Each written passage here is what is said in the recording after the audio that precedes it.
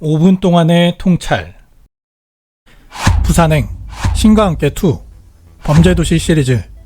마동석이 주연으로 출연한 1000만 관객 영화는 5편이나 되는데 그중 무려 3편은 사실상 마동석 캐릭터에 의한 원톱 주연 영화이다. 이는 시리즈물 사상 최초의 기록이기에 마동석은 가히 흥행 보증수표 배우로 자리 잡았다 할 만하다. 그 외에도 나쁜 녀석들 더 무비, 성난 황소, 황야 등 마동석의 먼치킨 캐릭터로 흥행을 이끄는 영화들은 계속되고 있다. 물론 근래에는 귀신을 때려잡으려다 혹평을 받은 영화도 있긴 하다. 허나 적어도 영화 속 배역 이름은 기억 못해도 그저 마동석으로 기억할 만큼 비슷한 레파토리의 영화들이 많음에도 먼치킨 마동석의 영화가 이만큼 계속 인기를 끄는 이유는 무엇일까? 일단 영화의 작품성만으로 흥행 기록을 이어간다고 보기에는 무리수가 있다. 앞서 말했듯 거의 영화의 패턴이 비슷하며 누구도 이길 수 없는 먼치킨 캐릭터에 대한 의존성이 강한 만큼 다양한 연출에 한계가 있기 때문이다. 예를 들어 영화의 긴장감을 유발하는 어려움이나 갈등 요소라면 이는 어디까지나 상황적인 곤란함에 국한된다. 한번 제대로 만나기만 하면 게임이 끝나버리기 때문이다. 보여줄 수 있는 코믹적 요소 또한 비슷할 수밖에 없다. 겁없이 까불다가 내가 누군지 모르는구나 혹은 내가 누군지 까먹었구나 하면 깨갱하는 식이다. 그러니 먼치킨 마동석의 영화는 입체적인 캐릭터가 주는 매력이나 내적 갈등에 대한 감정이입, 주인공의 좌절에서 오는 긴장감과 몰입, 예측 불허의 전개나 반전에서 오는 묘미 등이 상대적으로 덜할 수밖에 없다.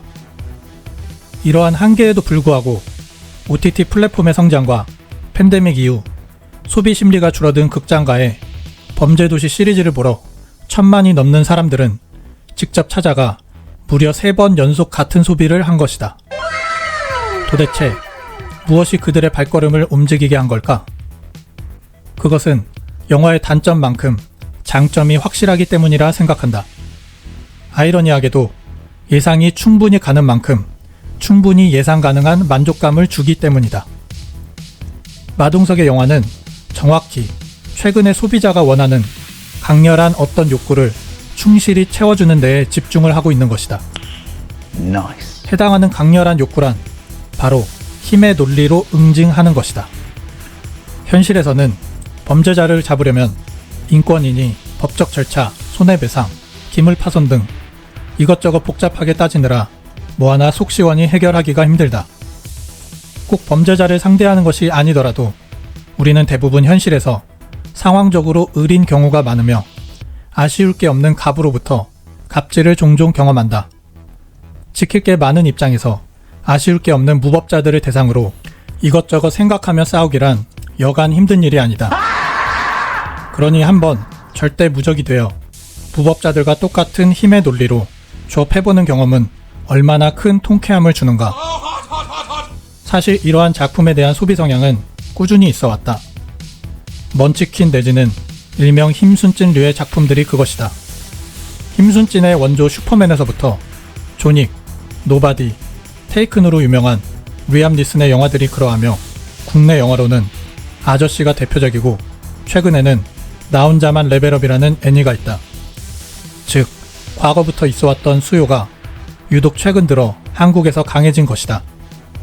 실제로 최근 시청률 저조로 어려움을 겪는 지상파에서 모범택시2는 무려 21% 시청률로 2023년 드라마 1위를 차지하였는데 드라마의 주인공 김도기는 전형적인 절대부적의 먼치킨 캐릭터이며 그 내용은 실화를 바탕으로 한 유쾌하고 통쾌한 복수극으로 범죄도시와 매우 유사한 점이 있다.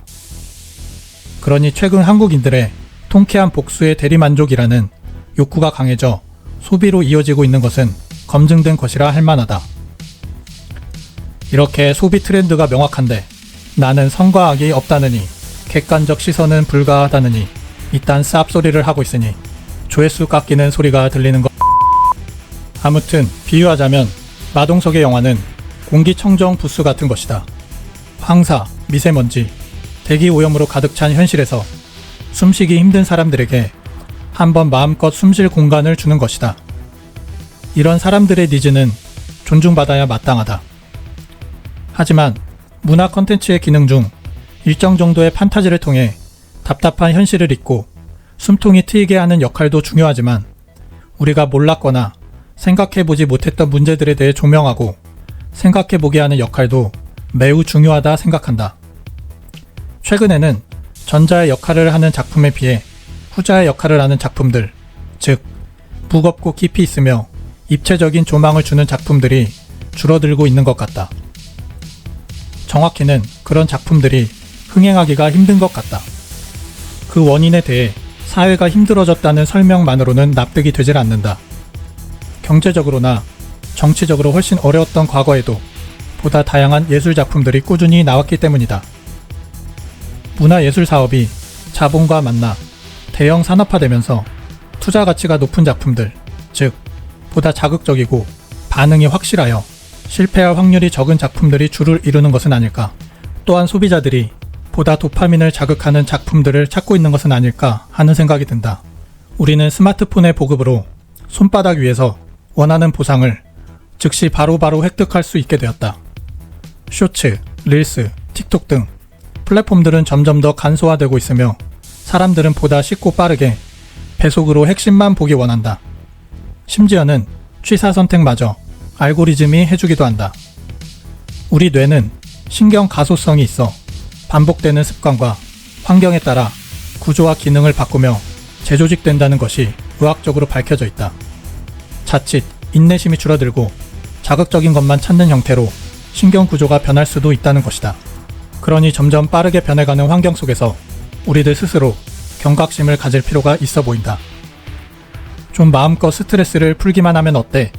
현실이 너무 지치고 힘들지 않은가? 라고 생각할 수도 있다. 물론 앞서 말했듯 사람들의 니즈 자체는 진심으로 존중한다. 그러나 어떤 컨텐츠를 보며 숨통이 트이는 것도 좋지만 세상 자체가 좀 더 숨쉴 만한 곳이 되는 것이 가장 좋지 않겠는가?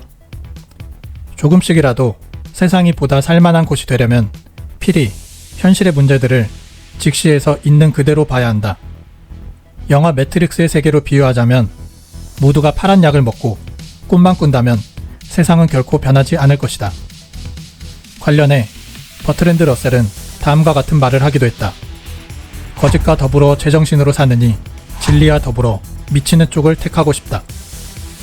비록 스트레스를 주는 사실일지언정 현실을 직시하는 것의 중요성을 시사하는 말이다. 그런 의미에서 나는 소비 트렌드와 멀어져 조회수가 떨어질 위험을 감수하고라도 되도록 현실을 있는 그대로 반영한 그런 컨텐츠를 만들고 싶다. 아직까지는 끝! 여러분의 생각을 댓글로 남겨주세요. 구독과 알림 설정을 하시면 더 빠르게 영상을 찾아보실 수 있습니다.